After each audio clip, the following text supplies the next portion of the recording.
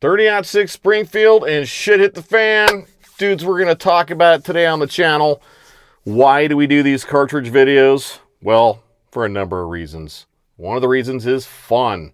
This guy loves terminal ballistics. I have a real interest in it, and I like to chat about it, and I have a good time doing it. So that's one of the reasons. Another one of the reasons is we want to have realistic expectations regarding our gear for SHTF. And for those of you that don't know what SHTF is, because you just saw 30-06 Springfield and you clicked on the video, it's short for shit hit the fan. That's right, you stumbled onto a survivalist and prepping channel, and you know what, dudes? Hard times are coming. If you're paying attention even a tiny, tiny bit, man, you know that hard times are coming. And if you're rocking a 30-06 or you're thinking about purchasing a deer rifle that's going to put some meat on the table for your family when times get hard, this might be a kind of video you want to watch. Because having realistic expectations regarding your own abilities and your tools is a part of the 20% that's going to produce 80% of the results for you in SHTF. So let's get right after it, pimps. 30-06 Springfield. The old 30 Government 06 God's Caliber. I've heard it called God's Caliber so many times, your mind would be blown if I had counted up all the comments I've gotten saying this on my TikTok. And it's not really a caliber, right, dudes? It's a cartridge. But 45 ACP and 30-06, man, I can do a video about anything else. I can do a video about 6.5 Creedmoor. And I guarantee you there's going to be dudes in the comments down below that are like 30-06 Springfield God's Caliber. I can do a video about 9mm, and there's going to be guys down in the comments, 45 ACP God's Caliber. So obviously both of these cartridges are super popular, and there's people that just love them out there, and they've loved them for as long as they can remember, because both cartridges have been around than like the oldest human being on the planet at this point in time. Probably. I don't know. Maybe there's some people out there that are like older than 118 years old, because that's how old 30-06 Springfield is, pimps. Let's go over the history a little bit because I do think it's important. Basically, the Spanish-American War kicked off, and we were kind of getting our asses handed to us by Spanish troops in certain engagements because they just had a superior cartridge. They were shooting the 7x57 Mauser, which is a great cartridge. It's still a great cartridge today, despite the fact that the pressures are lower than like modern rifle cartridges. But we were rocking the 30-40 Krag at the time. And that Mauser cartridge is just flatter, more energy. And when you have two forces that are fairly equally equipped, you reach this point where if one of them has a platform that's like 20% more effective, it can completely change the outcome of an engagement. Just like 20% additional energy can really change things when it comes to hunting. 20% flatter trajectory can really change things when it comes to making regular hits at range with less rounds. Right? I've kind of gone over this in past videos a bit. Like if your ding-dong was 20% longer and thicker, like would your wife notice a difference? Like of course she would. 20% makes a big difference, dudes. At any rate, after suffering a lot of casualties here and there because of the 7x57 Mauser, the military was like, we need something better. They came out with the 30-03, but it really only increased velocities 100 feet per second over the 30-40 Krag. Soon after that, they came out with the 30-06 in 1906. That's where the 06 comes from. What you really got with 30-06 was a lighter grain weight bullet, 150 grains, doing 2,700 feet per second. At the time, which was screaming compared to the heavier grain weight 30-40 Krag that was much lower velocity. And we should address this real quick. When it comes to training combat units, flat shooting cartridges really shorten the learning curve, dudes. They really do. This is one of the reasons that 5.56 has remained in service for as long as it has, guys. It's flat shooting. It doesn't recoil a whole bunch. And when it comes to logistics, it's easy to ship it all over the damn place because it just doesn't take up that much space. So if you go from 30-40 Krag, where the trajectory kind of looks like this, to 30-06 Springfield, where the trajectory is much flatter, It's easier to make troops more effective with less time behind the gun. So 30-06 gets accepted into service in 1906. And does it do 10 years in service? No. Does it do 20 years in service? No. It spends decades in service. It goes through 2 world wars. So obviously it was getting the job done in World War I, or they would have made a change afterwards. There's a number of legendary service rifles that chambered the 30-06, like the 1906 Springfield. Then you get up into the 1917 Enfield, the M1 Garand, the BAR, the 30 caliber machine guns of the time were chambered in 30-06 as well. So this thing killed the shit out of Nazis, and not just in one world war, but 2. It also was extremely popular amongst the hunting crowd. There are generations of Americans that grew up hunting with 30-06 and never changed to anything else in their entire lifetime. Like whole hunting generations that started with 30-06 and ended with it. So to say that 30-06 is dead today, like Ron Spomer, man, come on, man. You know it's not dead. Are there better cartridges out there these days? Absolutely there are. But 30-06 is never going to die. It's just one of those cartridges. There's so many damn rifles out there. So many people still love it and so many people still shoot it. That in 100 years, I bet you people are still shooting 30-06. So it's not dead. It might not be the best anymore. But let's let you decide. Let's let you decide. Let's talk about the strengths of the cartridge, what it's going to do for you, well, and we'll go from there, man. Let's start out by comparing the 30-06 to the 308 Winchester, because there's a lot of guys out there that are like, oh, you know what? 308's so damn close, it just really doesn't make a difference anymore. Well, let's talk about it. Is that true? Let's see. What I did was I looked up 2 buffalo bore loads, both 150 grain projectiles, and they're called the supercharged load. I like buffalo bore, guys. I'll tell you what, the guy that runs the company, he knows his shit.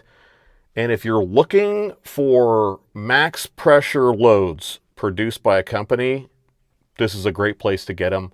I've been a customer for a long time, and I don't see that ending anytime soon unless my reloading really takes off here in the next couple of years. At any rate, he has a 308 load, 150 grain, supercharged, 2,900 feet per second, which is 2,800 foot-pounds. Okay, and he has a 30-06 load, the same 150 grain bullet, supercharged, he calls it, 3,100 feet per second. So a 200 feet per second increase. And dudes, you know what? I forgot to write the energy down, but I want to say it was like 3,210 foot-pounds or something like that. 3,200 foot-pounds. That's what it was. Not a huge difference there, right, guys? What we're really seeing is 6.5% more energy out of a 30-06. Are you going to notice if you line up 2 deer out in the field and you plug one with the 308 round and you plug one with the 30-06, are you going to notice a difference? Maybe not the first few times you do it. Maybe not the first 10 times you do it, but there is 6.5% more energy. Here's the thing, though. 30-06 does not shine with 150 grain bullets. Now, does that mean it's not a capable deer rifle at 150 grains? Absolutely not. It's totally capable. You want to knock the fart out of deer and 2-legged predators? 150 grainers is where it's at with 30-06. It will get that done all day long, baby. And it will still get it done 70 yards further than 308 will, right? Because that's what that additional velocity does, guys. What it does is it makes a 30-06 rifle with this load produce the same energy at 70 yards that a 308 Winchester with this load produces at the muzzle. Let's get into a heavier grain weight bullet. I chose Black Hills. They have a 180 grain load for both 308 and 30-06. The 308 produces 2,598 foot-pounds at the muzzle, and the 30-06 produces 2,913 foot-pounds at the muzzle. So now we have 11% more energy in the 30-06. Like I was saying, pimps, 30-06 really starts to shine with the heavier grain weight bullets, and in my personal opinion, that's 180 grainers plus. Whereas 308, on the other hand, in my personal opinion, really is shining in like the 150 to 175 grain range. You're really not going to see all that much of a difference in energy and velocity switching between 308 and 30-06 in those kind of grain weights. But the heavier you go, the more energy you're going to be able to eke out of that 06. And dudes, I'm new to reloading. I'll just call it like it is. You know, this channel is not about bullshit and not about me blowing smoke up your ass about stuff I know nothing about. I'm very new to reloading. I'm just getting into it, and I do intend to reload 30-06. But I haven't done it at this point in time. I have talked to a whole bunch of reloaders that do, and I've been told over and over again that it is the most versatile rifle cartridge out there. Now, why? I'm like, why? Why is it the most versatile rifle cartridge? Well, they tell me that there is more load data for the 30-06 than anything else. Now, what does that mean to you if you're just a deer hunter? It doesn't really mean anything, right? You're not going to be able to take advantage of all those different loads, like 100 grain varminting bullets all the way up to 240 grainers, because that's what 30-06 can do. That's the span. And that does offer a lot of versatility, all those different grain weights. Want to explode some rock chucks? Bam, 100 grainers. Want to drop whitetail dead in their tracks at 200 yards? Bam, 150 grainers. Want to kill elk at 375 yards? Bam, 200 grainers. So really that's one of the advantages of 30-06 over 308 is this bigger spread of grain weight bullets, more options. There's a lot of guys out there that don't intend to hunt anything bigger than two-legged critters or mule deer and shit hit the fan. Do you need a 30-06 to get that done? No, you don't.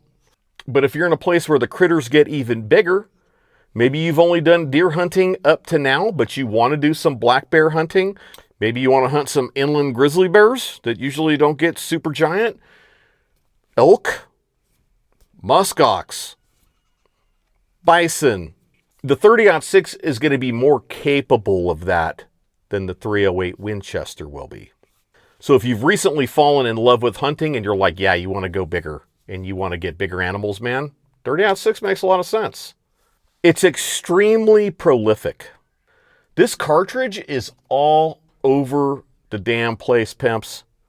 And I'll tell you, this guy has been all over the States. And what I do when I get in these, that's my dog. What I do when I get in these little gas stations and these little markets is I go look and see what kind of rifle cartridges they got sitting on the counter. And pretty much every damn one of them has 30-06. I see 30-06 more than I see 308 in these places. And more than I see 30-30, to be honest. Another thing that 30-06 really has going for it, and guys, this is one of the things that I feel is important to measure, and that is the likelihood of finding quality hunting bullets. If we take a look at 308 Winchester, it's my estimate that probably half of the bullets out there are full metal jacket, because a lot of people just want to buy the cheap surplus stuff and plink with it and put rounds down range, and the other half of it is high quality hunting bullets.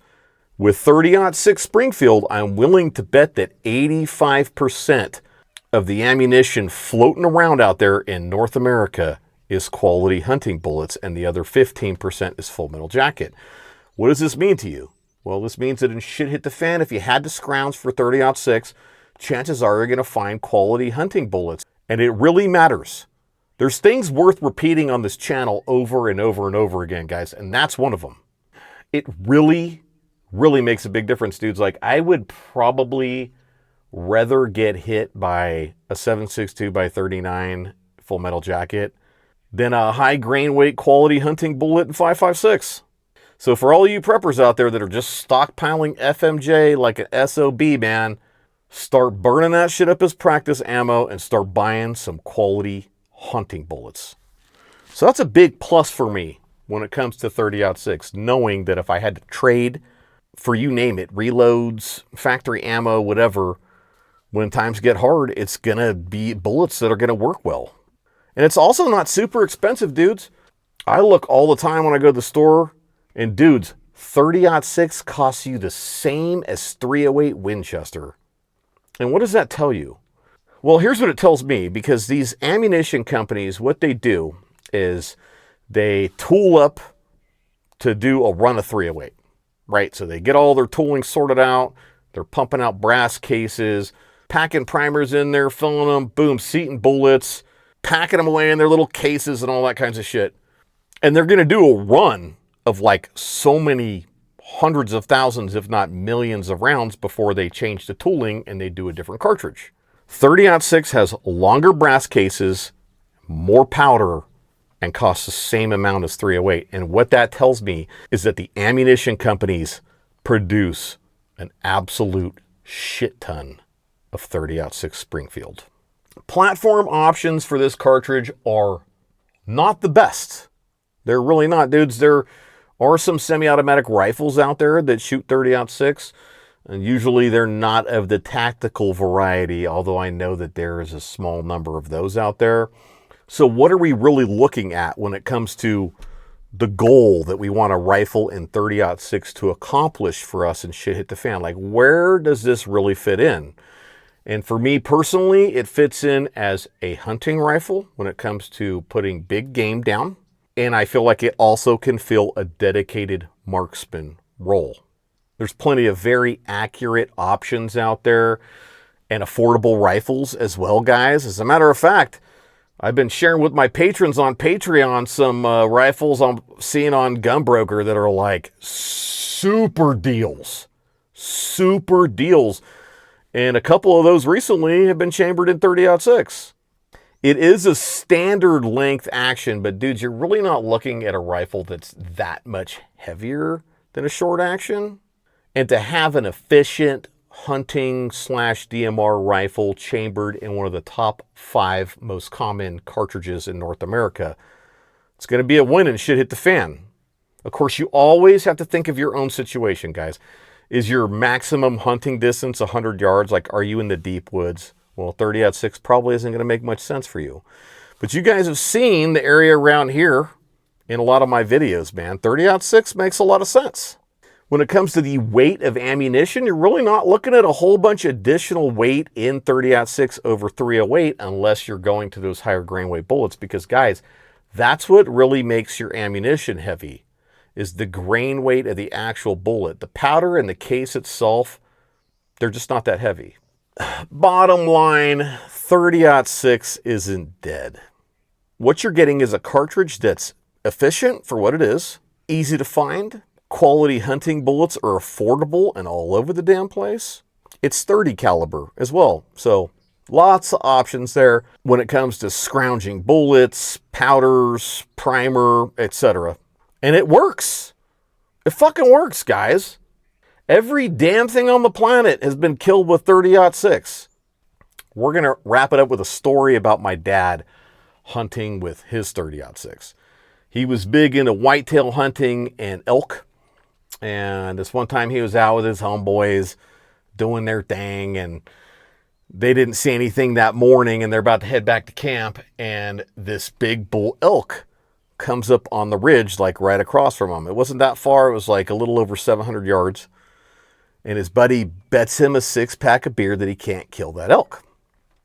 Well, he's like, man, I'm not going to hit that thing, but whatever. I got extra beer, so I'm going to take a shot. So he gets down, blinds it up, Kentucky windages it, adds some elevation, boom, pulls the trigger. That bull elk drops. Doesn't move. It is done. They get over there and check it out, and that 30-06 bullet went right through an eye and blew an antler off the other side of its head.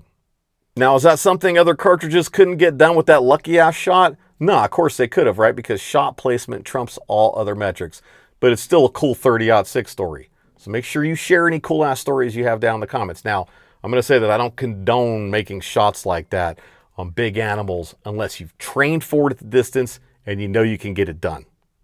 That's it, guys. I'm done. Like the video, share it. Make sure you subscribe to the channel. Comments, like I said, down below. And dudes, check out my Patreon, link in the description. Also my TikTok if you're on there. That's it. I'll see y'all in the next video.